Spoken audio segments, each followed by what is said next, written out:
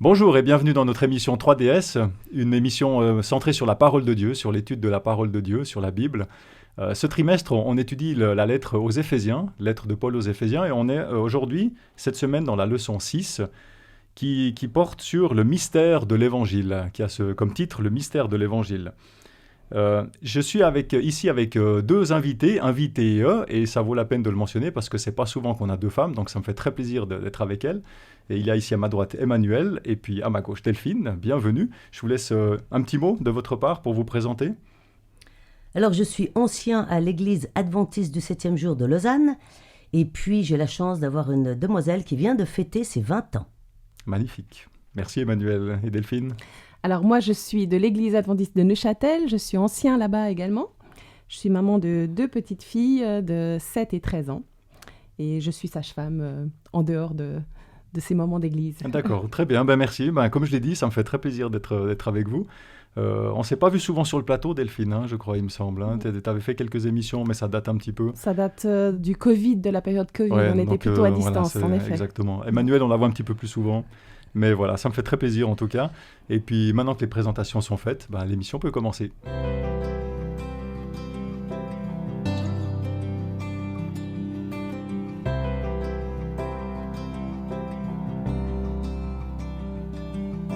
Nous voilà de retour. Alors j'aimerais d'abord vous poser une première question. Est-ce que vous aimez les mystères Dans notre titre, je l'ai mentionné, on parle des mystères de l'Évangile. Qu'est-ce que ce terme mystère, qu'est-ce que ça évoque pour vous est-ce que quelque chose de mystérieux, ça a plutôt pour vous tendance à vous attirer ou au contraire à vous repousser, à vous faire peur Emmanuel? Ça fait très longtemps que j'ai réglé cette question. Je n'ai pas aucun problème avec les mystères. J'ai dans mon cerveau une grande boîte qui s'appelle justement Mystère. C'est un tiroir extraordinaire. Tout ce que je ne comprends pas, c'est pas grave, j'ouvre le tiroir, je mets dedans, je referme et le Seigneur m'expliquera quand le moment sera venu. Donc ça fait un grand moment que j'ai arrêté de perdre du temps, de la salive et de l'énergie à vouloir résoudre des choses que Dieu maintient cachées ou que Dieu pense que ce n'est pas utile de les révéler ou alors qu'on n'a pas la capacité à pouvoir comprendre, tout simplement. Donc, j'ai aucun problème avec ça. Ça fait très longtemps que j'ai ce petit tiroir, non, ce gros tiroir, parce que, il grossit avec les années. C'est ça. Mais c'est pas grave. Et je sais que je pourrai l'ouvrir devant le Seigneur un jour et qu'il va me répondre à toutes mes questions. C'est presque philosophique, là, ce que tu nous dis aujourd'hui. Non, c'est très, très pratique. Moi, je vis assez en dessin animé comme ça. Donc, je m'imagine mon tiroir dans ma tête. Et bien. Ça marche très bien. Intéressant. Très intéressant. Inspirant. Moi, je partage un petit peu ton avis. Je dirais que je pars dans deux directions avec le mystère. Il y a une partie que si je n'arrive pas à résoudre, ça ne me pose pas de problème, ça ne m'ébranle pas, je ne me sens pas ébranlée complètement où tout s'écroule. Et puis il y a une autre partie qui me stimule. En fait, dans le mystère, il y a quand même une partie qui va m'inciter à me poser des questions, peut-être parfois, ou aller un petit peu plus loin, avec l'excitation d'un jour avoir la réponse. Et c'est cette tension, en fait. Il y a une partie où je ne vais pas m'arrêter de vivre pour essayer de résoudre le mystère.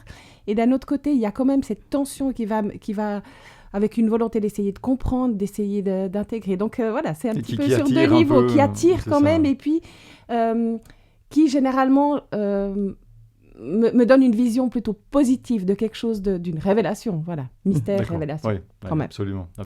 C'est vrai que ce côté mystère, ce qui est caché, c'est ça qui, comme tu dis, qui attire et qui fait qu'on se développe, qui fait qu'on cherche, parce que finalement, soit on se pose pas de questions, soit on a des questions qu'on laisse volontairement ouvertes, mais il y a un petit côté qui titille un peu et puis qui nous fait avancer dans la direction de chercher, de comprendre et de partager avec les autres et de se développer. Très bien, merci pour ces réponses. On va rentrer maintenant plus dans le texte biblique, et j'aimerais vous proposer de prier ensemble. Seigneur notre Dieu, on veut te remercier pour cette parole que tu nous donnes, en particulier cette lettre aux Éphésiens que Paul a écrite et que tu lui as inspirée. Eh bien, Seigneur, que tu puisses, par ton esprit, venir dans nos cœurs et nous aider à comprendre et avoir des échanges constructifs pour nous et pour tous ceux qui nous écoutent. Nous te prions au nom de Jésus. Amen. Amen. Alors notre étude, elle porte en particulier sur Éphésiens 3, le chapitre 3, et le texte central de notre étude se trouve au verset 20 et 21 de ce chapitre 3. Paul écrit « À celui qui peut faire, par la puissance qui agit en nous infiniment au-delà de tout ce que nous demandons ou pensons, à lui soit la gloire dans l'Église et en Jésus-Christ dans toutes les générations, au siècle des siècles. Amen. » Alors ce texte, si je lis simplement, rapidement, ces deux versets qui sont centrales dans notre étude, c'est clairement un texte de louange, c'est un texte d'adoration où Paul, il exalte Dieu. Et on voit que le sujet de ce texte, c'est Dieu le Père. On voit au verset 14, quand Paul il dit « Je fléchis les genoux devant le Père ». Alors par contre, c'est intéressant de voir comment Paul présente Dieu le Père. Il aurait pu simplement dire « Au Père soit la gloire ». Voilà. Mais non, il l'introduit de manière un petit peu plus, je dirais, fournie. Et il disait, Paul introduit le Père en disant qu'il peut faire par la puissance qui agit en nous au-delà de tout ce que nous demandons et pensons. Voilà, c'est quand même bien élaboré comme introduction. Et donc on voit que Paul, il introduit le Père en parlant de notre relation personnelle avec lui et de sa puissance, la puissance du Père qui agit en nous, et en spécifiant encore qu'elle va bien au-delà de ce que nous pouvons demander ou de ce que nous pouvons penser. Alors, c'est une question que j'aimerais vous poser maintenant. Pourquoi Paul introduit le Père de cette manière, en nous impliquant aussi, puisqu'il y a ce côté relationnel? Finalement, qu'est-ce que Paul veut dire par là? Est-ce qu'il y a quelque chose de caché qu'il essaye de transmettre? Est-ce qu'il y a une sorte de mystère de sa part? Alors, je ne sais pas si c'est de l'ordre du mystère, mais en tout cas, il est assez clair que dans ce texte, Paul démontre que Dieu, sans nous, a un certain handicap. Je ne veux pas dire qu'il ne peut pas. Dans l'absolu, Dieu peut tout. Mais Dieu ne veut pas tout. Dieu veut justement notre liberté. Donc, entre le fait que dans l'absolu, il peut tout, et le fait que dans la réalité, il ne peut que ce que nous, on veut.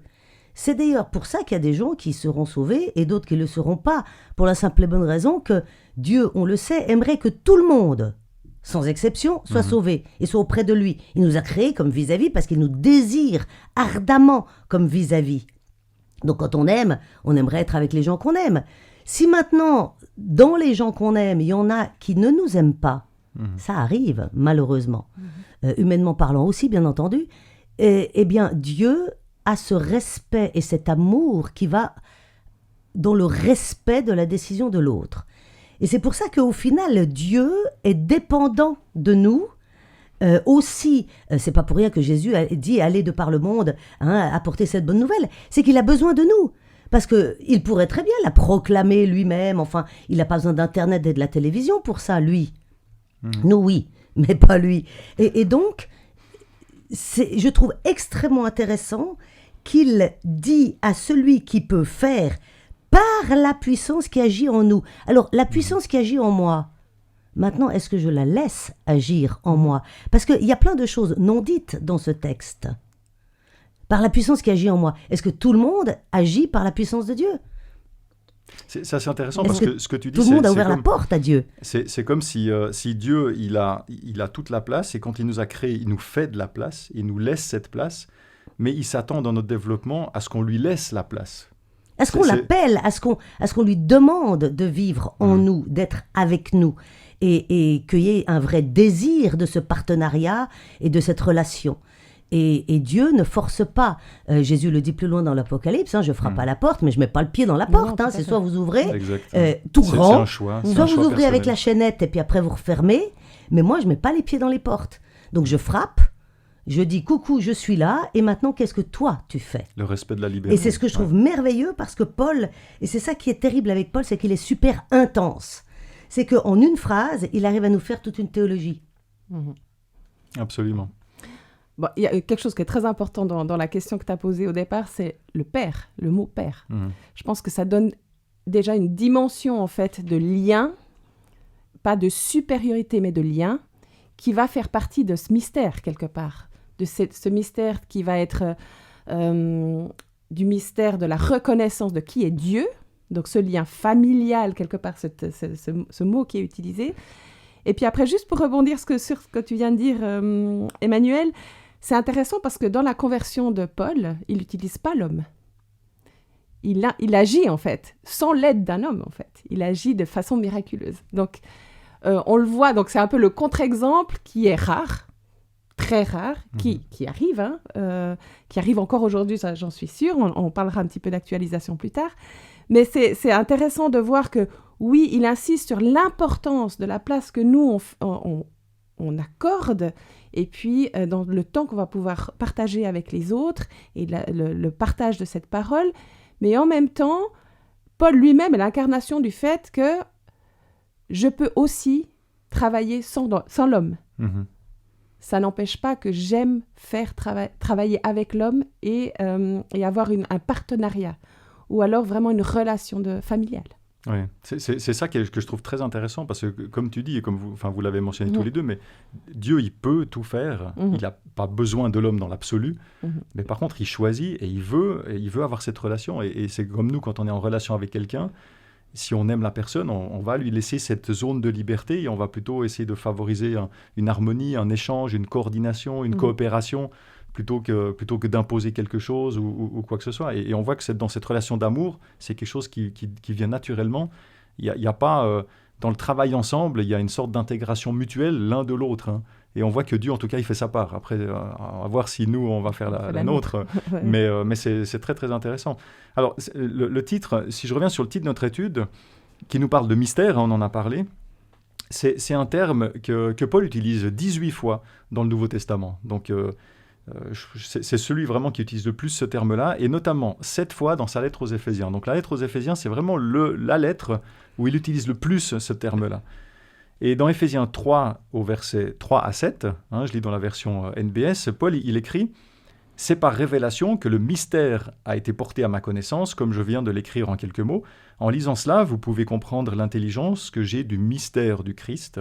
Ce mystère n'avait pas été porté à la connaissance des fils des hommes dans les autres générations, comme il a été révélé maintenant par l'Esprit à ses saints apôtres et prophètes, à savoir que les non-juifs ont un même héritage, sont un même corps et participent à la même promesse en Jésus-Christ par la bonne nouvelle dont je suis devenu ministre selon le don de la grâce de Dieu qui m'a été accordée par l'opération de sa puissance. » Alors, une question suivante que j'aimerais vous poser, que nous disent ces versets sur le mystère dont parle Paul? À quoi est-ce que ça correspond, ce mystère? C'est quoi ce mystère?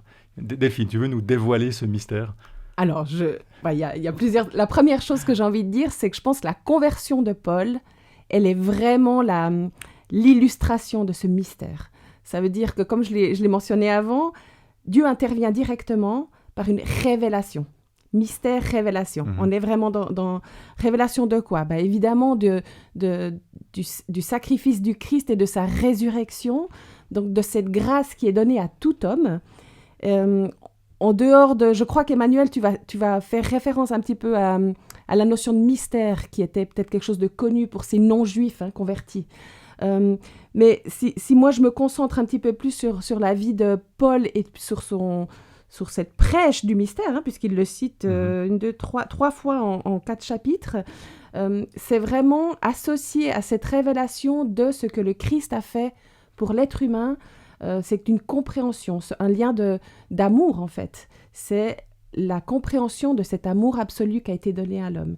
Et ça, c'est vraiment une notion qui est, je pense, complètement étrangère à ce peuple de non-juifs, donc de non-croyants, qui avait un autre système de croyance. On est en Asie mineure, on n'est pas du tout en Judée, donc c'est vrai qu'il y a un système de croyance qui est complètement différent et qui, généralement, ne repose pas sur des relations d'amour et de vie éternelle par l'amour du Christ, mais plutôt sur des dieux à payer, des punitions, des conséquences. Il faut amadouer. Voilà, amadouer. Donc on est plutôt parfois dans des dieux business que dans un cadeau, le cadeau suprême qui est la grâce. Oui, puis le côté relationnel de Dieu. Ouais, tout à fait. Emmanuel, tu veux ajouter quelque chose? Oui, c'est une chose, c'est qu'il n'y avait pas que les païens qui comprenaient un peu tard pour barre à l'époque, de par leur propre culture. C'était aussi le judaïsme lui-même, c'est-à-dire que les juifs eux-mêmes de la synagogue. Parce que dans les synagogues, à cette époque-là, on est encore un peu dans la synagogue. C'est juste après, parce que cette lettre a été écrite à peu près en 60 après Jésus-Christ, et on sait très bien que Titus a détruit le temple en 70, et donc en 70, pour le monde francophone qui nous écoute. Donc, c'est après surtout qu'il y a eu une énorme diaspora et que petit à petit, la synagogue de la diaspora n'a plus voulu de cette secte chrétienne en son sein et a viré les chrétiens des synagogues. Mais jusque-là, chrétiens et juifs sont totalement ensemble à la synagogue. Et il se trouve que dans le monde de la synagogue, déjà à cette époque, il y avait toute une culture de l'élection du peuple. Et moi, ce que j'aime dans le texte que tu as lu, c'est qu'il dit, c'est par révélation que le mystère a été porté à ma connaissance, etc. Qu'est-ce que c'est que ce mystère ? À savoir que au verset 6, à savoir que les non-juifs ont un même héritage. Donc il explique ce que c'est que le mystère. Et donc ça, c'est clairement, et pour les non-juifs qui quand même se sentaient pas du peuple élu, donc un petit peu mis à part, et pour les juifs, pour leur dire, attendez, mais ils ont une place à part entière. Et moi, j'aimerais quand même rappeler ce que dit l'Ancien Testament, parce que tout l'Ancien Testament traite de ce sujet régulièrement. On trouve ça dans l'Exode, dans le Lévitique, partout. Mais un texte que je trouve extraordinaire, c'est dans Ésaïe 56. Si vous me permettez, je le lis. Observez ce qui est droit et pratiquez ce qui est juste, car mon salut ne tardera pas à venir, dit le Seigneur, et ma justice à se manifester. Heureux l'homme qui fait cela, le Fils de l'homme qui y demeure ferme, gardant le sabbat pour ne point le profaner, et veillant sur sa main pour ne commettre aucun mal. Que l'étranger qui s'attache à l'Éternel ne dise pas « L'Éternel me sépara de son peuple » et que l'eunuque ne dise pas « Voici, je suis un arbre sec » car ainsi parle l'Éternel aux eunuques qui gardent mes sabbats, etc. Et aux étrangers qui s'attacheront à l'Éternel pour le servir, je leur donnerai un nom éternel qui ne périra pas. C'est quand même juste extraordinaire. C'est qu'il y a un même traitement pour les eunuques qui, eux, on le sait très bien, la procréation était aussi signe de filiation, etc., ne pourront pas avoir de filiation. Donc c'était vraiment des mal vus, c'était des parias de la société. Et puis, les étrangers. Et dans tout l'Ancien Testament, on a l'étranger qui est mis sur le même pied d'égalité que le juif, malgré le fait que le juif fait partie du peuple dit élu. Donc là, déjà, Paul rectifie le tir pour les deux communautés. Pour les gentils, c'est-à-dire les non-juifs au sein de la synagogue, pour qu'ils se sentent bien, se dire, voilà, mais moi aussi je suis choisi par Dieu. Et pour les juifs, pour leur dire, mais arrêtez de vous sentir différents, ils sont aussi choisis par Dieu. Donc en fait, il rappelle l'Ancien Testament. Ouais, c'est intéressant parce qu'il y a plusieurs éléments dans les deux réponses. Il y a des éléments qui sont contextuels. Alors j'en arrive à ma question suivante. Ça vaut la peine peut-être, parce que là on est en train de regarder Ephésiens 3, le chapitre 3, ça vaut peut-être la peine en quelques minutes de rappeler le contexte de cette épître, de cette lettre. À quel moment elle a été écrite? Tu l'as un peu mentionné. Dans quel contexte? Quel était le contexte d'Éphèse? Quel était le contexte de Paul? Quel était le contexte aussi religieux, historique? Delphine, tu peux nous dire 2-3 mots là-dessus? D'abord, Paul est en prison. Alors, ça, prison. c'est important. Oui, ça sera important un tout petit peu plus pour la suite parce que je pense que ça va vraiment... On va vraiment rentrer après dans l'importance du message plutôt que de ce qui se passe dans ma petite vie, même si c'est quelque chose d'important. Alors, le contexte d'Éphèse, déjà, c'est une grande métropole. Il y avait plus de 300 000 habitants. C'était un centre politique, commercial. C'était vraiment un centre important d'Asie mineure. On est dans une église... Paul avait passé 3 ans à Éphèse, donc il a vraiment prêché cette bonne nouvelle qui a touché essentiellement quand même des non-juifs, même si c'est quand même une église où certainement il y a une mixité. Tu parlais de cette diaspora auparavant. Donc c'est vraiment une population qui est influencée beaucoup par cette culture entre guillemets païenne. Éphèse, c'est aussi la ville du temple d'Artémis, donc c'était un centre religieux un aussi. Centre religieux qui était tout l'Empire romain reconnaissait en fait cette déesse. Donc ça veut dire qu'on est vraiment au cœur, on a un petit îlot de convertis au cœur en fait d'une population entre guillemets païenne, de gentils. Donc Paul s'adresse directement, ce fameux mystère qui est pour tous, là on est au cœur, on est vraiment au cœur de ce message. Parce que c'est pas seulement un appel aux gens qui sont dans l'église, mais c'est un appel à dire, mais c'est pour tout le monde. Sortez de ces murs. Et tu as mentionné aussi que Paul avait été à peu près 3 ans sur place, donc il connaissait très bien l'église. Oui, tout à fait. Donc quand il parle, il peut aussi utiliser des mots et un langage. C'est des gens avec qui il est familier finalement. Il connaît la problématique du lieu, il connaît les gens qui sont sur place. Il y avait 5-10 ans après qu'il ait été là et qu'il écrit cette lettre. Donc c'est relativement récent, quoi. Alors, la lettre aux Éphésiens, elle est attribuée aux Éphésiens, mais c'est plus une circulaire, qui était plus destinée un peu à toutes les églises qu'il avait visitées, contrairement à d'autres lettres qui sont vraiment typiques à Corinthe ou autres. La lettre aux Éphésiens est aux Éphésiens, mais elle est aussi plus dans un sens large. Paul sait, en effet, tu l'as mentionné et bien souligné qu'il est emprisonné. Il ne se fait pas beaucoup d'illusions sur son futur. Il sait que la liberté, c'est une illusion, il ne l'aura pas. En plus, il n'est pas en santé. Je vous rappelle quand même qu'il a été laissé pour mort par l'abillation, en tout cas une fois, qu'il a été lapidé plusieurs fois. C'est un homme qui a physiquement souffert.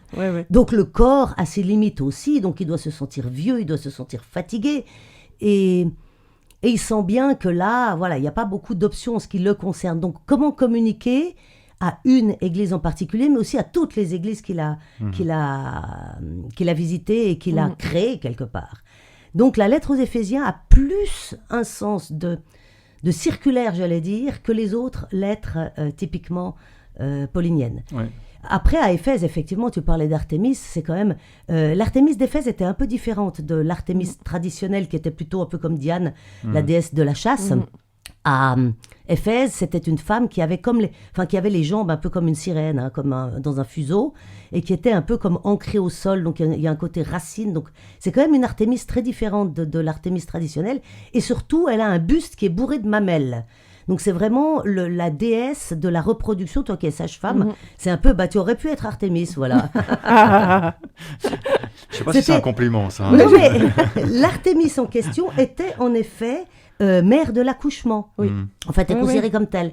Et c'est quand même étonnant qu'en 450-451, au concile d'Éphèse, eh bien, c'est justement là qu'on a parlé de la mère de Dieu, de Marie, mère de Dieu. C'est à ce concile à Éphèse, et c'est pas un hasard si ça s'est fait à Éphèse, c'est à cause d'Artémis, et c'est justement le temple d'Artémis qui est devenu la première église pour la Sainte Vierge Marie, mère de Dieu. Ouais, c'est intéressant. Ces liens sont très, très intéressants. C'est pas anodin. Tout à fait, absolument. Alors, oui, tu vas ajouter ? Je voulais juste spécifier.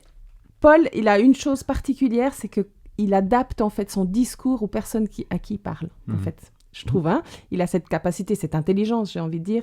Et là, vraiment, dans sa façon d'amener les choses, par le mystère, il s'adresse vraiment à des gens pour qui ça résonne. D'une certaine façon. Et c'est aussi une façon, je trouve que c'est toujours un enseignement très important, d'adapter en fait notre façon d'expliquer ou de dire les choses à la personne que nous avons en face pour qu'il y ait un entendement le plus possible. Voilà. C'était juste une parenthèse. C'est intéressant ce que tu ajoutes parce que c'est vrai qu'on peut imaginer que les gens, les chrétiens d'Éphèse, qu'ils soient d'origine juive ou non juive, tous les deux devaient se poser des questions en disant mais comment ça se fait que tout d'un coup, pour un juif, un chrétien d'origine juive, il va dire, mais comment ça se fait que tout d'un coup, il y a ces gens qui viennent de l'extérieur et puis qu'ils sont au même niveau que moi et puis les autres devaient aussi se poser la question, quelle est ma place si moi je suis non-juif et que je suis chrétien, au milieu des autres, quelle est la place qu'ils me donnent, quelle est la place que je prends, quelle est la place que j'ai.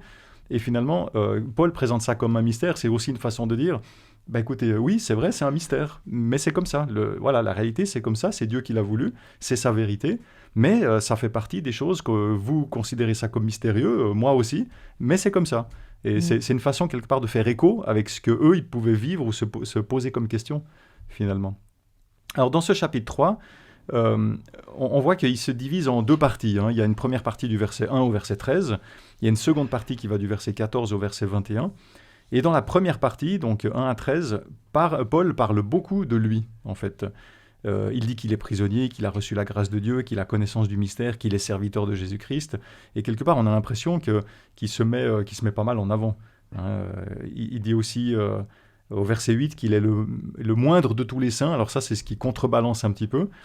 Mais finalement, pourquoi, on peut se poser la question, pourquoi est-ce qu'il parle de lui-même ? Pourquoi ou comment est-ce qu'il se positionne par rapport à ses destinataires et pourquoi ?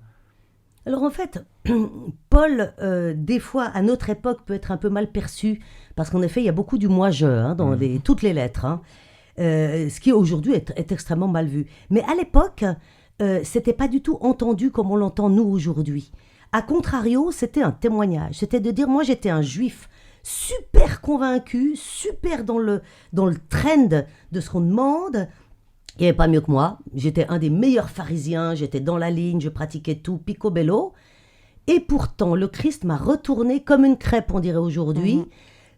Et toute ma vision a radicalement changé. Et moi qui étais tellement juif, donc tellement anti-chrétien, je suis devenu chrétien, pro-Jésus-Christ, totalement pro-Jésus-Christ, que je vais l'annoncer au risque de ma propre vie. On le sait, il a un parcours, il a été lapidé, enfin bref. Et du coup, je réalise que non seulement j'étais pas dans la voie qu'un bon juif aurait dû comprendre de lui-même, mais en plus, je réalise que c'est ouvert à tous, et aussi à ce que nous, les juifs, on appelle des non-juifs, c'est-à-dire des païens et des incroyants. Alors après, en effet, il faut renoncer à sa païenneté, j'allais dire, à son paganisme, mais la porte que Dieu ouvre est pour chaque être humain. Et c'est ça que Paul annonce. Et on est à une époque où le témoignage personnel est très important. Aujourd'hui, on n'aime pas les gens qui se mettent en avant, mais à l'époque, les gens ne se mettaient pas en avant. En se mettant, entre guillemets, en avant, en fait, ils apportaient un témoignage en disant, voilà, moi, je vous dis ce qui s'est passé pour moi. Et voilà ce que moi, j'ai compris. Et c'est là où il dit, moi, j'ai compris ce mystère. Et pourtant, qui suis-je ? Je suis le plus petit. Je n'ai pas connu Jésus en live et en présentiel comme les autres. Et pourtant, je suis quand même son porte-parole. Et pourtant, Dieu a fait son œuvre dans son cœur. Voilà. Ah ouais, tout à fait. Et donc, c'est le côté témoin qui fait le moi-je, qui aujourd'hui est un peu moins bien pris, mais c'est vrai que ce qui manque parfois dans nos églises, c'est peut-être une part de témoignage, que les gens puissent dire ce que Dieu a fait pour eux dans leur vie, ou comment ils se sont convertis. Parce que ce n'est pas une mise en avant, c'est juste raconter ce que Dieu a fait pour moi. C'est vrai que tu introduis la notion de témoignage actuelle dans les églises. Alors, peut-être ça dépend des églises. Hein. En fonction des cultures, des pays, on voit que ça change quand même passablement. Mais c'est vrai que moi, par exemple, ça fait écho à ce que tu dis, ça fait écho avec mon expérience où finalement, je témoigne pas souvent parce que justement, j'aime pas spécialement parler de moi. J'aime pas me mettre en avant. Mais finalement, on se rend compte que quand on témoigne, on parle pas de soi, on parle d'abord de Dieu. Mais Dieu, il agit à travers nous. Donc, on est obligé de parler de nous, mais pour parler de Dieu, en fait. Et là, c'est exactement ce que fait Paul. Et on peut aussi voir que ces témoignages, finalement, c'est ça qui ont le plus d'impact au niveau de la communauté, au niveau du développement spirituel, et je pense notamment à des jeunes, de voir qu'est-ce qu'on a vécu avec Dieu, là où Dieu a agi dans notre vie, etc. C'est des choses, moi je vois avec mes enfants aussi, quand ils grandissaient, maintenant ils sont grands, mais on voit l'impact qu'ils avaient soif de témoignages de notre part, des choses vécues, concrètes, et si ça venait de moi, c'était particulier, c'était pas quelqu'un qu'on regarde à la télé ou comme ça, ça avait une valeur, et c'est vrai que de redonner cette place au témoignage, c'est pertinent, c'est très pertinent, je pense. Je pense qu'il y a la notion c'est vraiment un type de leadership qu'il assume totalement, Paul, aussi, parce c'est pas une fausse modestie qu'il a, parce qu'il est vraiment soumis, entre guillemets, dans le sens, dans le bon sens, dans le bon sens du terme, à la volonté de Dieu et à ce que Dieu a fait dans sa vie. Il l'a vécu dans sa chair, il l'a vécu dans ses yeux, il l'a vécu dans son corps, il l'a vécu dans son esprit. C'était un homme intelligent, de connaissance. Mais je pense que par rapport au témoignage et aux différents leaderships qu'on peut avoir dans les différentes églises, c'est très important cette partie liée à la vraie vie, à ce qui a changé dans ma vie, dans ma façon de voir le monde. Et puis je te rejoins évidemment, mais pas seulement pour les jeunes, pour les personnes qui sont jeunement converties, quel que soit leur âge, à n'importe quelle époque, de faire passer ces expériences de vie les uns aux autres. C'est très important. Bien sûr qu'on aura tous entendu un témoignage d'une personne qui se met peut-être plus en avant que d'autres, et parfois c'est ce qu'on utilise pour justifier ces absences de parole, limiter le temps, attention, pas d'exubérance. Pas d'exubérance. Après, toutes les sociétés, les cultures sont différentes, évidemment. Mais c'est vrai que d'aller au cœur, le cœur, c'est la métamorphose, en fait. C'est ça. Cette métamorphose que le message a pu faire au fond de nous.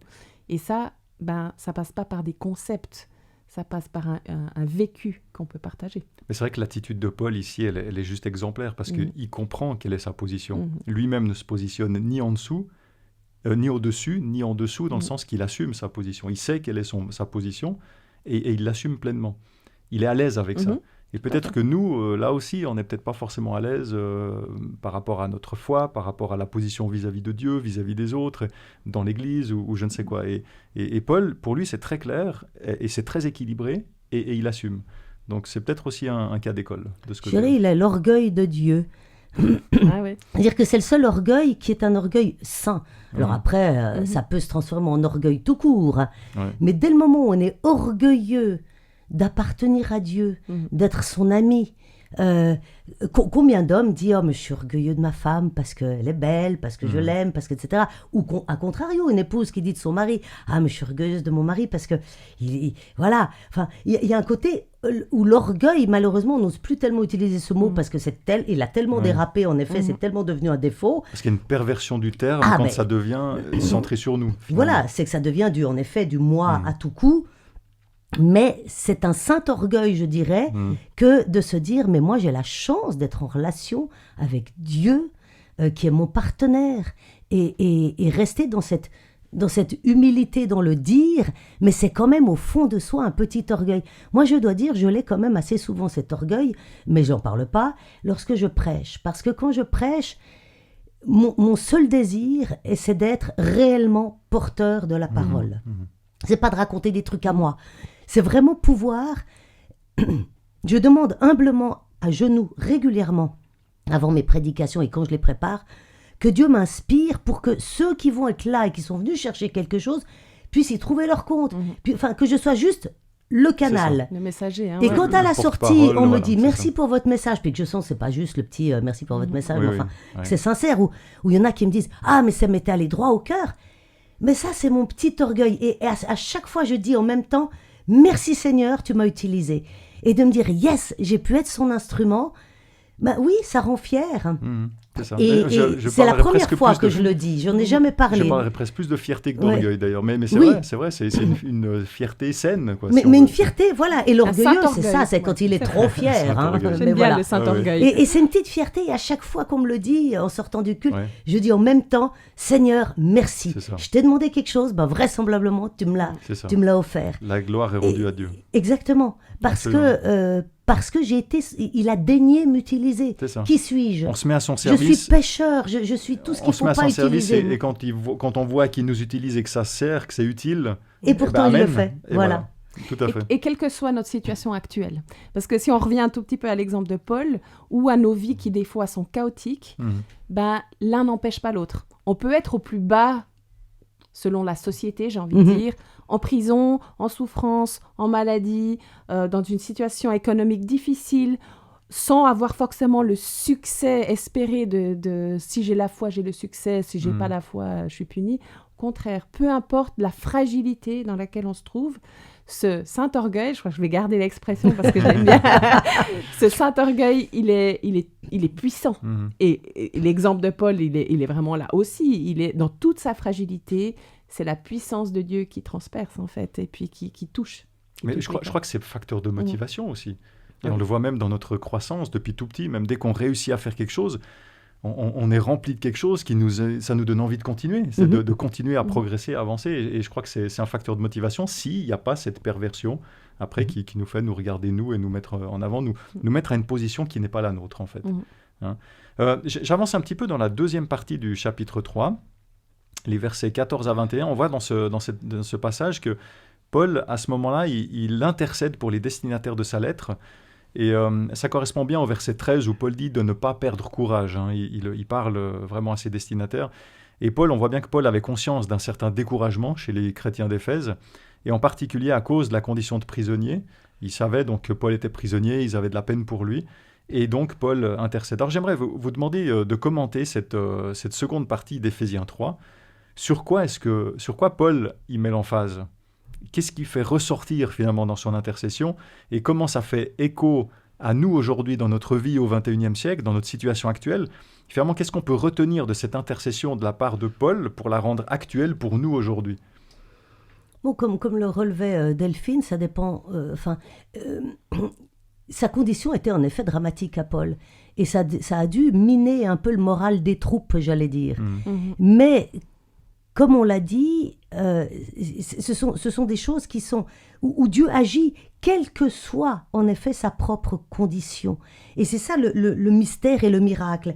Et on parlait du témoignage, et du coup son témoignage, c'est que c'est un homme qui a donné sa vie à Christ, et comment il finit ? Mal. Alors on se dit, quelle horreur, moi je vais donner ma vie à Christ, je vais finir comme ça c'est pas très très intéressant comme deal. Et pourtant, qu'est-ce qu'il dit, ce fameux texte qui est super connu ?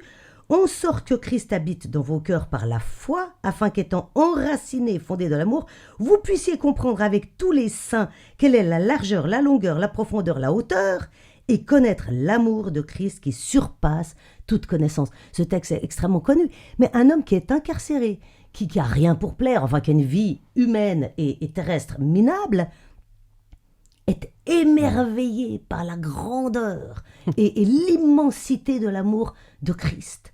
Et c'est ce qu'il donne comme message. Donc son témoignage est fabuleux dans cette deuxième partie, parce qu'on connaît la première, il le dit, voilà, je suis emprisonnier, mais c'est pour votre gloire aussi. Et puis la deuxième partie, mais qu'est-ce que ça peut faire ? Ouais, je suis en prison, d'accord. Mais ce qui est important, c'est cet amour qui est démesuré, qui est humainement tellement démesuré.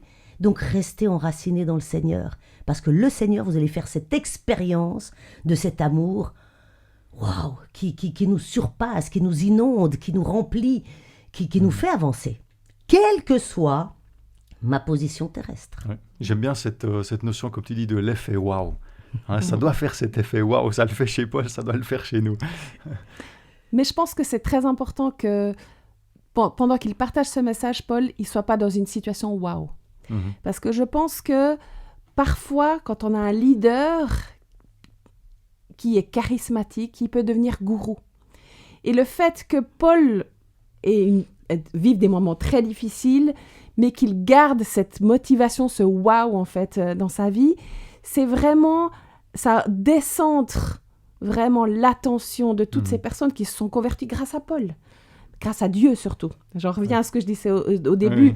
Oui, nous sommes des messagers, nous sommes des personnes qui partagent, mais c'est Dieu qui touche les cœurs, c'est pas nous qui les touchons. On a souvent de la peine à aller voir derrière. Il y a un messager, on s'arrête à la première étape au lieu de voir Dieu qui est derrière. Et ça, c'est très important pour que le leader fasse grandir les gens et qu'ils ne soient pas tournés vers lui, mais vers quelque chose qui va au-delà. Et c'est ce que fait Paul à ce moment-là. Il dit, oui, mais je suis dans une situation difficile, mais peu importe, ça n'a rien changé à ce que je crois et ce que j'attends. Et puis, je vous encourage justement d'autant plus à attendre de mieux que ce que vous aurez sur cette terre et les conséquences des problèmes d'argent, des problèmes de santé, des problèmes de couple, des problèmes de... Tout ça, ça va bien au-delà. L'espérance, elle est là, le wow, il est là. Et c'est intéressant aussi parce que ça fait une sorte de balance, de balancier avec la première partie où il parlait plus de lui. Et finalement, dans cette deuxième partie, il a tendance à dire non, mais vous arrêtez pas sur votre regard sur moi. Et il détourne le regard sur Dieu en disant mais c'est en lui que vous avez toute la plénitude, que vous avez cet effet waouh, c'est Dieu qui va vous donner ça. C'est pas une personne, Paul ou n'importe qui d'autre. J'aimerais revenir sur la notion de mystère de l'Évangile, qui est finalement le cœur de notre étude et du chapitre 3 de cette lettre aux Éphésiens. Et j'aimerais que vous m'aidiez un petit peu à actualiser ce que c'est le mystère pour aujourd'hui. Alors, Paul parlait de ce mystère, que l'Évangile est pour tous, on en a parlé. Il parlait aux chrétiens d'Éphèse. Il y avait cette dualité entre chrétiens non-juifs, chrétiens juifs, d'origine juive. Et c'était propre à leur environnement socio-culturel, on va dire. Et comment est-ce qu'on peut actualiser et comprendre ce mystère pour aujourd'hui? Ce serait quoi le mystère? Qu'est-ce que ça doit changer en nous? Qu'est-ce que ça doit changer dans notre regard sur autrui, ce mystère aujourd'hui?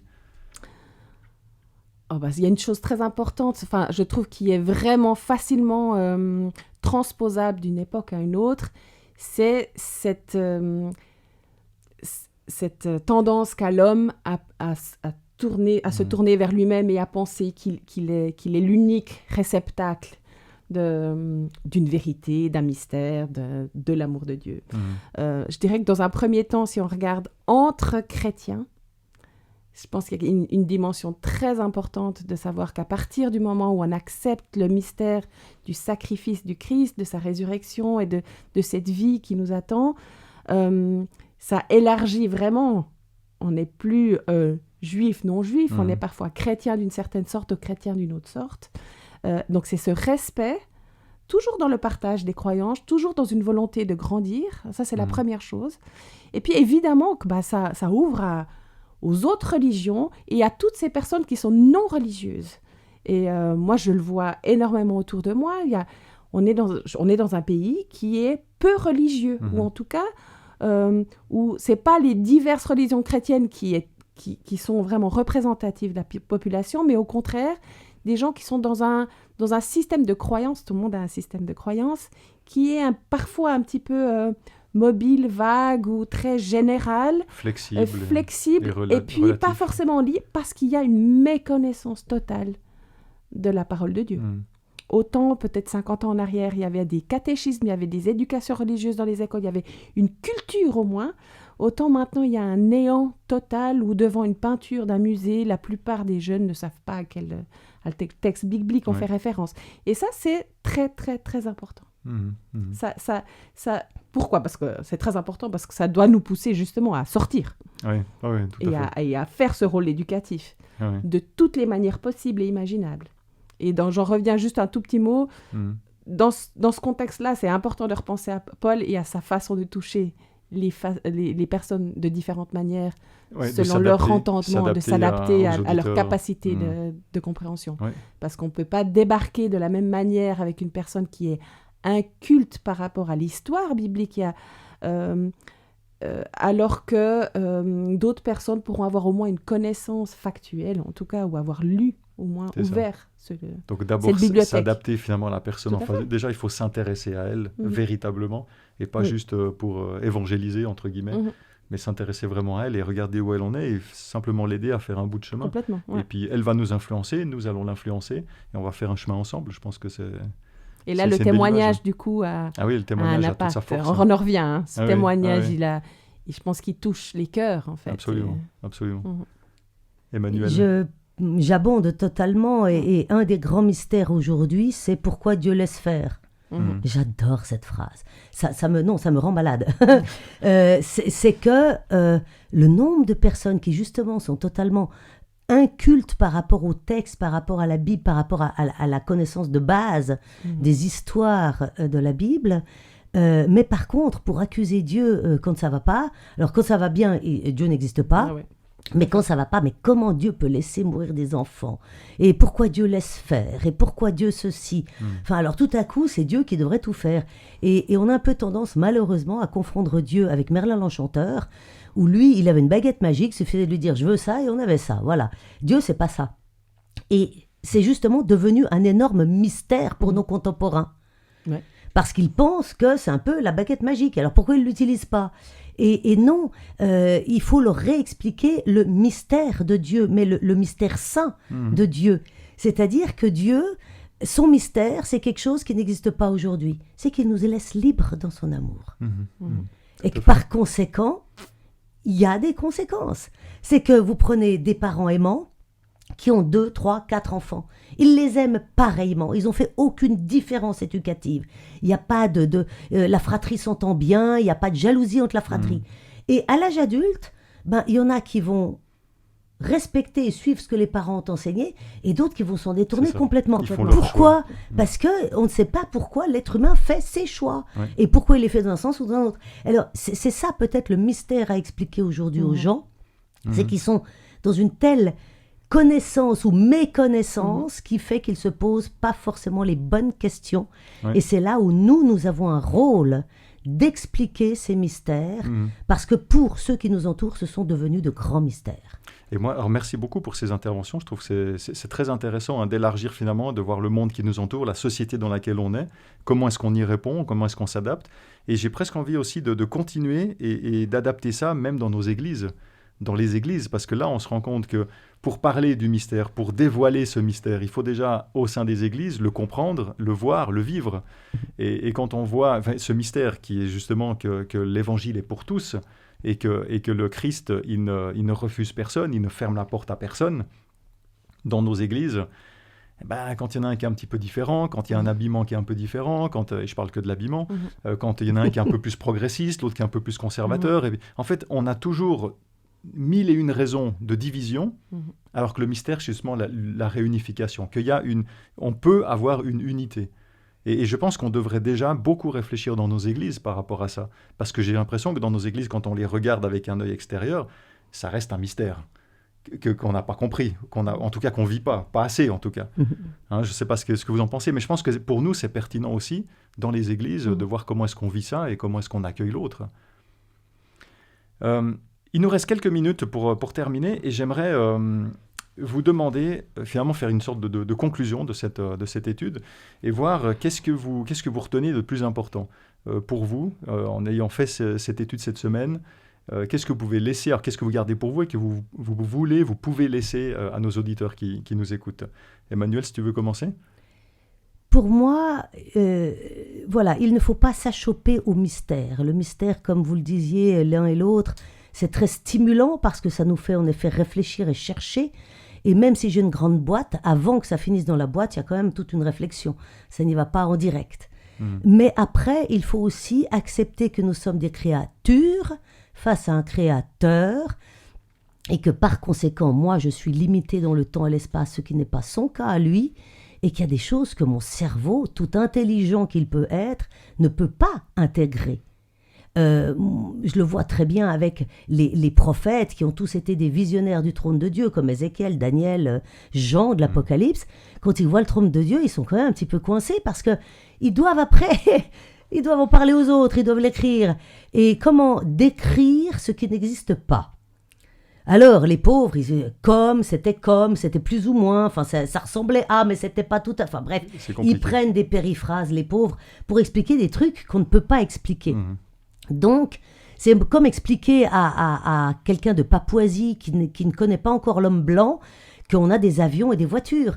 Enfin, c'est un truc, il faut intégrer ce genre de notion. Oui, absolument. Et c'est pareil pour nous. Tout à coup, il y a des choses, on ne peut pas les intégrer pour la simple et bonne raison qu'on est actuellement dans notre état de pécheur fini, limité. On est aussi fini et limité dans l'acceptation et la compréhension de certaines choses. D'où certains mystères. Eh bien, c'est le principe de la foi. C'est croire à ce que je ne peux pas démontrer. Et c'est justement ça, la foi. C'est à un moment donné d'accepter que même si je ne comprends pas pourquoi nous qui n'arrêtons pas de nous détourner de Dieu, même tout croyant que nous sommes, pas parce qu'on est croyant et pas mal dans la ligne qu'on n'en est pas moins pécheur au quotidien. Combien de fois je fais des trucs, tac, comme ça, plutôt que d'abord demander à Dieu son aide. Donc je me mets en avant. Donc il faut accepter ce mystère que Dieu, dans mon imperfection, m'aime comme je suis, qu'il me laisse toujours la liberté et que tout ce qu'il désire, c'est une vraie relation. Mais ça, déjà, c'est un énorme mystère. Oui, absolument. Mais c'est intéressant ce qui est caché, et tu parles de la foi, de la définition de la foi, ce qui est caché, mais ça n'empêche pas qu'on peut y croire et qu'on peut s'appuyer dessus pour construire. Exactement. Même si après, il y a des choses qu'on comprend et que ça remodèle un petit peu. Mais on peut s'appuyer dessus. Je pense que... Mais merci pour cette intervention. Et Delphine, qu'est-ce que tu retiens de cette étude? Alors moi, je pars dans une autre direction, mais Vas-y. Évidemment, je te rejoins sur ça. Mais pour moi, ce qui est le plus fort, c'est vraiment cette capacité qu'on peut avoir à être un corps, à être ensemble dans la diversité. Je trouve que c'est quelque chose qui me touche, qui fait aussi partie du mystère. C'est un vrai mystère. Je pense que c'est le mystère de l'action de Dieu dans nos vies. Et pas du tout de notre volonté, puisqu'on a plutôt tendance généralement à s'enclaver dans sa vérité, et de se rendre compte que la vérité, ça ne peut pas diviser. Donc ça ne peut pas être un concept, ça ne peut être qu'une personne. Et ça fait d'une partie de la révélation de ce mystère, pour moi en tout cas. C'est ce qui fait, je pense, l'enthousiasme et la force de Paul dans son message, et c'est ce qui fait qu'on peut regarder autour de nous notre prochain, qu'il soit assis à côté de nous dans une communauté, dans une église, ou qu'il soit notre voisin de porte ou qu'il habite ailleurs, comme étant un frère, faisant partie du même corps. Pour moi, c'est vraiment l'individualité contre, enfin plutôt le groupe et l'église comme un corps très différent contre cette individualité. Et du coup, ça me questionne, mais ça, je laisserai 3 petits points. Peut-on vraiment vivre une foi et une relation avec Dieu que dans l'individualité? Je laisse la question en suspens. Voilà, c'était le mot de la fin. Merci beaucoup Delphine, merci Emmanuel pour votre participation. J'espère que vous avez apprécié nos échanges, que vous avez aussi grandi, que vous vous êtes posé des questions, que vous avez eu des réponses à vos questions aussi. En tout cas, notre étude continue chaque semaine. Vraiment, vous êtes invités à nous suivre et à continuer cette étude de la lettre aux Éphésiens avec nous. Je vous invite aussi à vous abonner si ce n'est pas déjà fait, à mettre le petit pouce, un petit clic sur le petit pouce.